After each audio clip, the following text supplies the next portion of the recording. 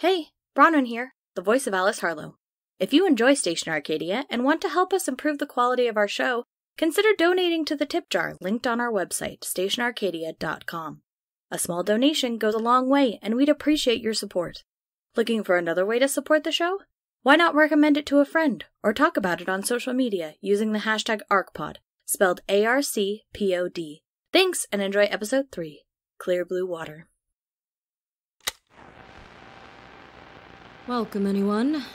Thanks for joining me today. You're listening to... Oh, load up. Come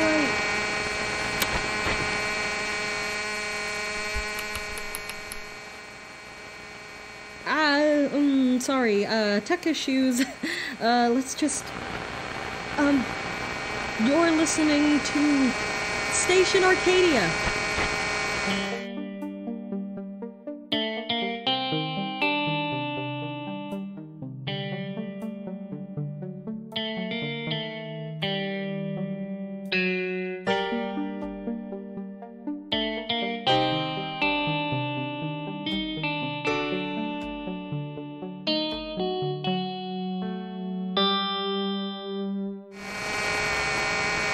There you are. Thanks, Joe. Of course. This is only, your third time in the booth? Couldn't expect you'd know how to push the right button yet.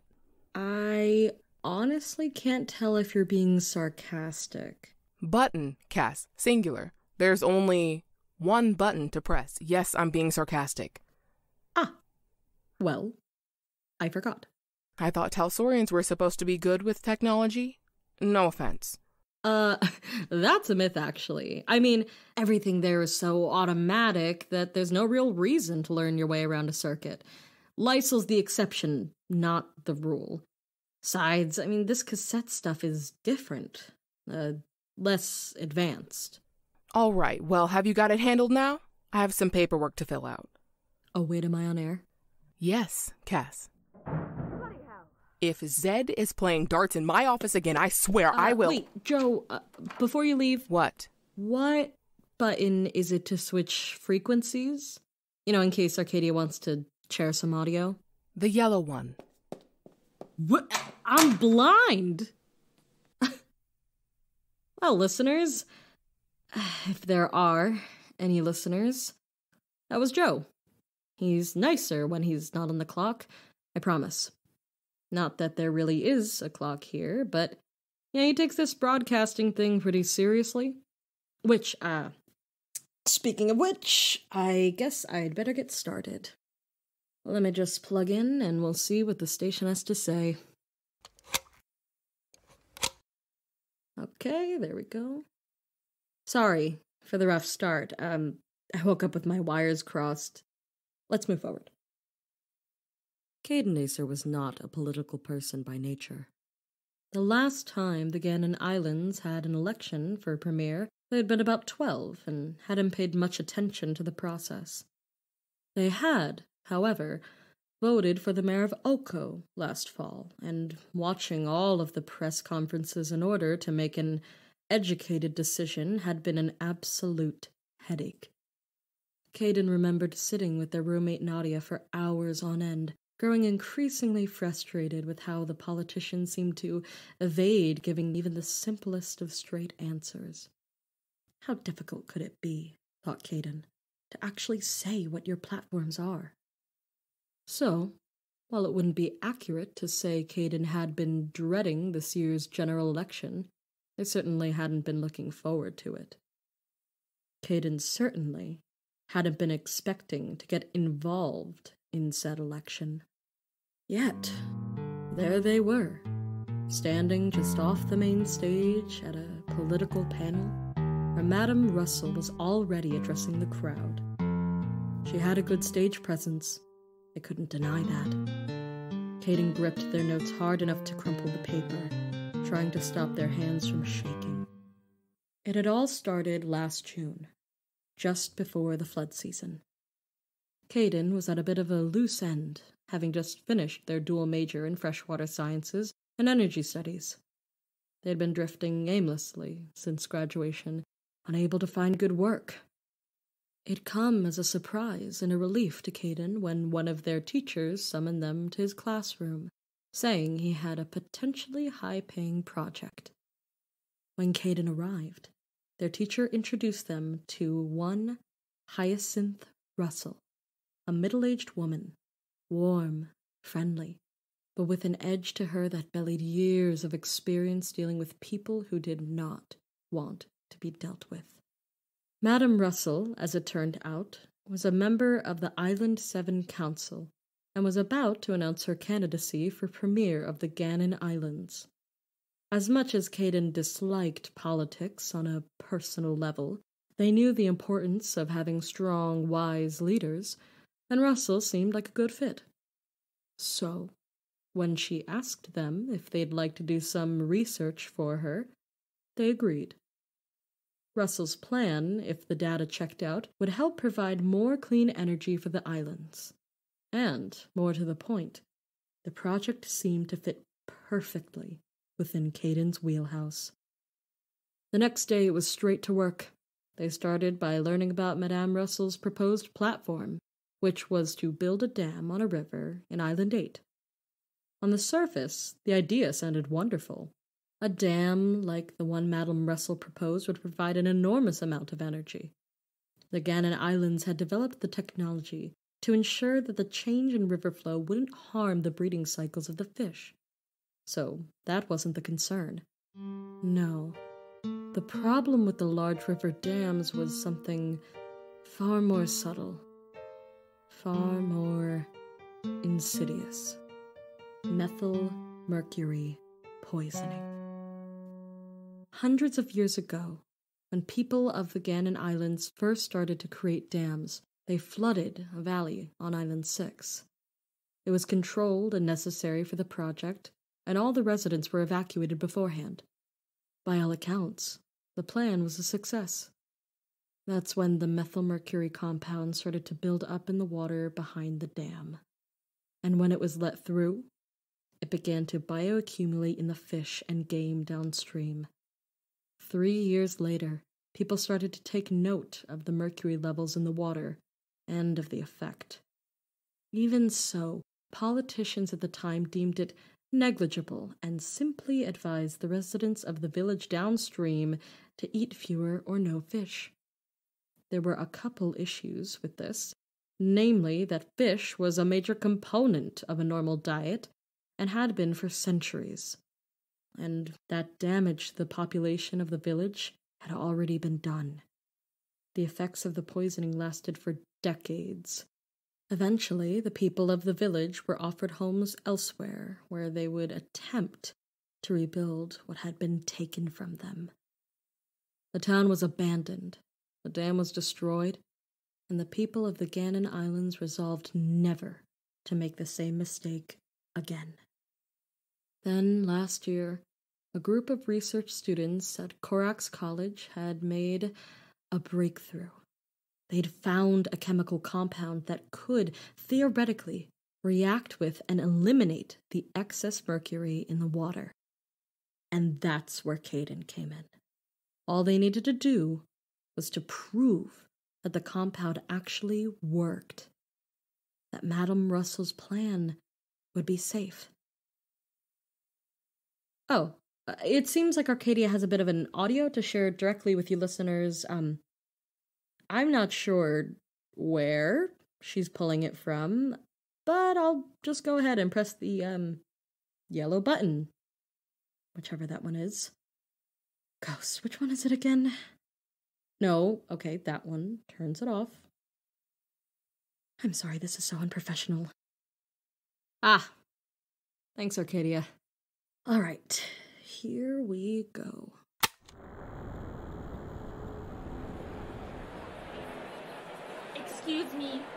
Excuse me, I'm trying to... That's just rude. Hello? Excuse me, can you point me in the direction? Ugh, really? Hey, are you looking for someone? Yes, thank you. Do you think you could tell me where the candidate is? Which candidate? There is more than one, you know. Not some more. Do you know where she is? Oh, well, that would be me, actually. Oh! Oh, you're not what I was expecting. What's that supposed to mean? You're shorter than I expected. That's not to say you're short. You're just... yeah. Anyway, you're supposed to be getting ready. You're going on in 5 minutes. Already? I thought I still had... Oh. Exactly. If you will follow me, Ms. Moore. Sure. Axel is fine. Not for me, Ms. Moore. This way.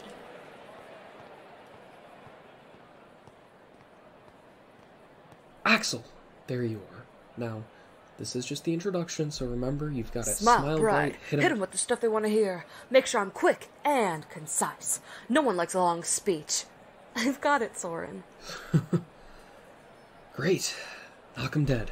You know I will. Axel Moore.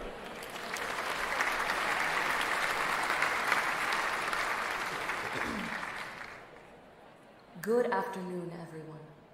My name is Axel Moore, and as I'm sure you all know, I am your candidate. That's right, your candidate. Myself, as well as my dedicated colleagues, want to be there for you, in whatever way we can.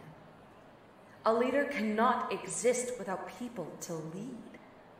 That's our mindset as we plan to replenish and reform our beautiful islands.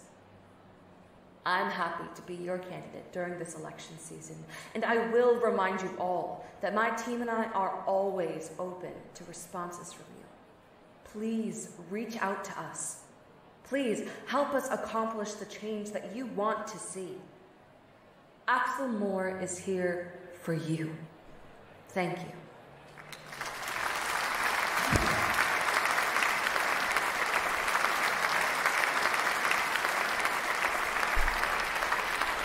Excellent. Wonderful job. I took just a few notes. I think we can improve on your enunciation a bit.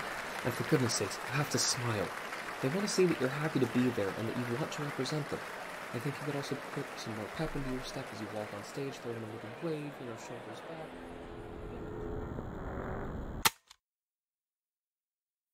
Oh, that was related, I think. Interesting. Let's get back to it. Though they were excited to work on this project, Caden soon found that it was a bit more complicated than they'd assumed. It would be a long process to figure out if the compound even worked, and after that, they'd need to figure out how much of the compound would need to be produced and ensure that it wouldn't have any negative long-term effects on the wildlife. The lab became a second home to Caden in the following months, despite Nadia's attempts to get him to rest. Madame Russell had been very clear that she'd like to have some positive results by the time the first political panel rolled around in September. What's worse, none of the results they were getting made any sense. Theoretically, the byproduct of the reaction should have been harmless. It all worked out perfectly in the test tube, and they'd been tested to make sure it wouldn't react with any chemicals in the river water, or have any adverse effects on the wildlife. But whenever Caden attempted a more complex simulation, all life put in the water died within days. Caden spent long hours staring at a screen, begging the numbers to make sense. Until one day, a scant 2 weeks before the panel, they finally understood the problem. Caden's heart sank when the new test results confirmed their hypothesis. The soil at the site of the dam contained trace amounts of a chemical left over from when the Empire had invaded the Ganon Islands. It would be an impossible task to fully remove the chemical, and even the smallest amount would react with the byproduct to produce a powerful poison. Caden ran some simulations to see what would happen if the plan went through, and it was worse than they'd imagined. Within 5 years, the fish population would be significantly reduced. Several species of plants would disappear from the river entirely, and any wildlife caught in the river would be entirely inedible. if Russell's plan was implemented, the consequences would be disastrous. By this point, there was only 1 week left before the political panel. Caden knew they had to act fast. They emailed Madame Russell immediately and CC'd their professor, stating the issue and requesting to meet them at her earliest convenience. Caden breathed a sigh of relief when her reply was near instantaneous and set up a meeting for the next day. Caden explained the stakes to her at the meeting, as clearly and as concisely as they were able. They emphasized she could not continue having the proposed dam as a part of her election platform, because the dam could not be built. The compound didn't work, and without something to neutralize the methylmercury, any dam built would poison both fish and people. Despite the massive energy payoff, it was far too risky. Russell listened closely and carefully, and spoke only once Caden was finished saying their part. "It is a shame that the new chemical didn't work out," she said, "but that's no reason to give up hope. Science is growing and developing on our islands at a rate like never before. I trust that scientists would be able to find a way to mitigate either the mercury or the new type of toxicity before the dam's completion." Caden squinted at her and asked if she meant that they should try and find some other way to make the dam a viable option. It would be a much longer project, probably a year or 2 at the very least, but they could try if they had some proper funding and a team of assistants. In the meantime, however, she couldn't promise anyone that she'd build the dam, not until they knew it would work. She just laughed lightly, shook her head, and explained that the people wanted the dam. If they could be convinced that it was theoretically possible, well, then of course she would talk about it. Of course she would promise to build it. It didn't matter the science was a little ways behind. No one needed to know that. In fact, it would be better for public morale if you refrained from mentioning the results of this little experiment. If anyone asks, the results were inconclusive. And they were, weren't they? We still haven't concluded a positive test result. Then Hyacinth Russell stood and left. Caden remembered why they hated politicians. Nearly all of the freshwater wildlife specialists from Oku University were sitting around a large conference table, listening intently as Caden stumbled their way through an explanation on their research. The assembled faces were grave, and the discussion that followed was somber and intense. It had happened too many times in the past that politicians had put a plan into place, trusting that scientists could fix it later, when often that simply wasn't possible. If Madame Russell couldn't be persuaded to abandon the idea of the dam, then she couldn't be allowed to hold office. Someone needed to warn the people to try and sway the votes against her. Somehow, the job fell to Caden. They didn't understand how. Surely the scientists could see how awkward they'd been to a mere 25 people, but it had been them doing the research in the first place, and them who understood it best. So it made some sense. Besides, as much as they hated both public speaking and politics, Caden figured they had some amount of responsibility to share their findings. And so, there was Caden. A massive political panel on Island 7, a minute away from stepping onto the stage. They would be taking the mic from Hyacinth Russell and denouncing her and her plans in front of a crowd that she'd already won over. Ghosts. They felt sick. Arcadia, she can patch us into this. If I'm understanding what she's showing me, I can just... This is why I believe the dam will be beneficial to the community of Island 8. Thank you, Madam Russell. Allow me to introduce a representative from Oko University with a statement on Madam Russell's dam proposal. Please welcome Caden Acer. Thank you. In response to Madame Russell, a couple of problems have come to my attention as I've looked into your project. The benefits of building the dam are great, but I'm not sure the consequences justify it. When Island 6 was first flooded and the dam was built there, a chemical compound called methylmercury began to build up, and this compound is naturally occurring and incredibly toxic and has been infecting the water and the fish that the citizens of Island 6 live on. Building another dam will only repeat the problem on Island 8. I hope you will consider this as you move forward. Thank you. We will now open the panel for questions. How exactly are you planning on dealing with this issue, Madam Russell? I would like to address it, but until there is more information given, I will withhold my final verdict. Will you be taking the problems that McAcer brought up seriously in your plan?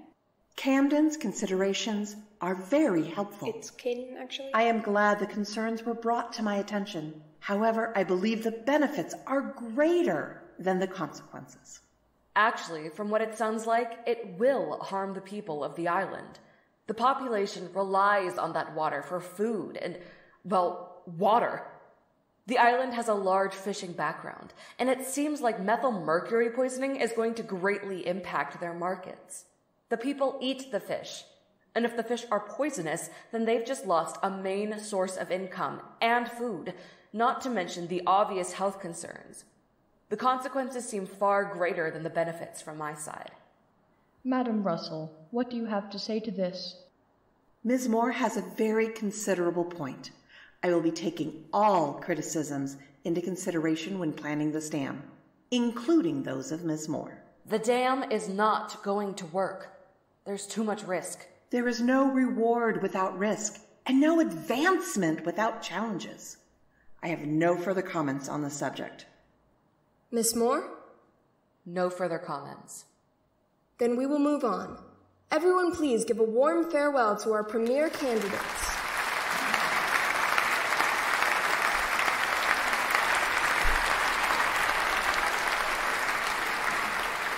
Caden, the points you brought up are good and should be addressed. Please bring them to the next panel. I'd like to be able to discuss this further if possible.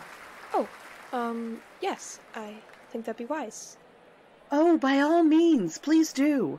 It appears I need to put some more thought into all of this business with mercury and how we can work around these little problems. Oh, it's methylmercury, actually. It's a little bit different. I'll see you around, Camden. Caden. Please feel free to contact me privately anytime if you have concerns with this that you would like to share with no interruptions.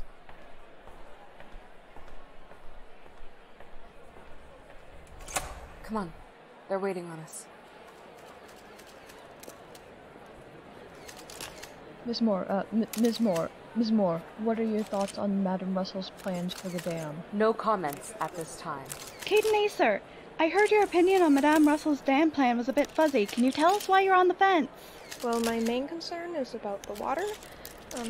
There's a compound that forms that could hurt the population if you aren't careful, and... Madame Russell seems convinced that it's perfectly safe. Are you implying that she's wrong?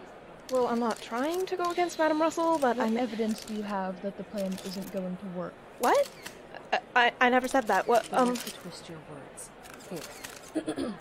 What Caden is trying to say is that Madame Russell has not considered some of the important factors in her plan. These factors are being discussed. I am taking these matters very seriously, and I hope that in the future, Caden here will be able to shed more light on the situation. No further questions.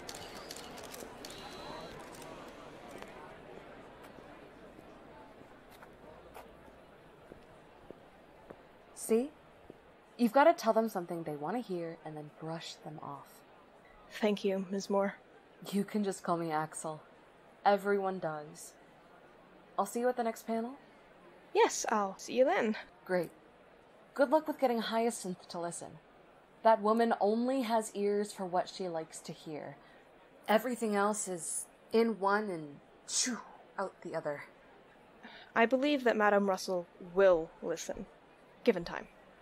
Well, we'll see soon enough. Good luck nonetheless. You're gonna need it.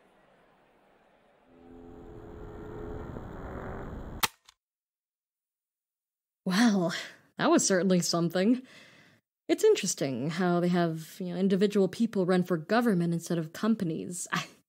I don't think any of those people were sponsored. I already knew there was a lot to learn about the world, but I don't think I really ever grasped the scale of it. No matter how well you paid attention in history class, there's always plenty they're not telling you. You gotta find out for yourself. And no matter how much you learn, you'll always be just scratching at the surface. I suppose that's something to make peace with. On that note, I think it's time to sign off. So, to anyone out there, stay safe, stay moving, and stick close. You've been listening to Station Arcadia.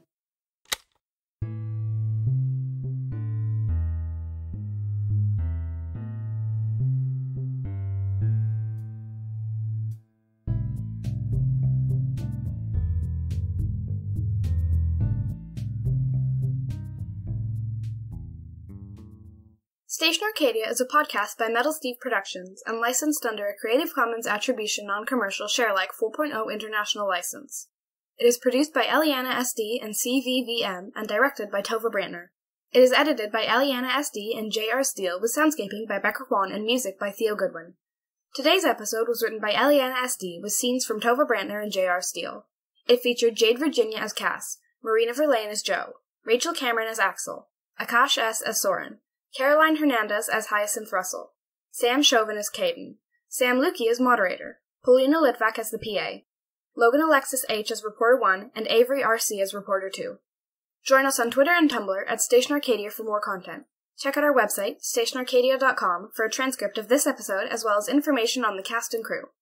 Today's animal of the week is the Agolignus lemur, or the lemur leaf frog. These critically endangered frogs are native to Costa Rica, Panama, and Colombia, and they sure do have eyes. Yep, those sure are eyes. If you've ever wondered what animal best represents the intersection of dread, anxiety, and shock, wonder no more. The lemur leaf frog is here for you.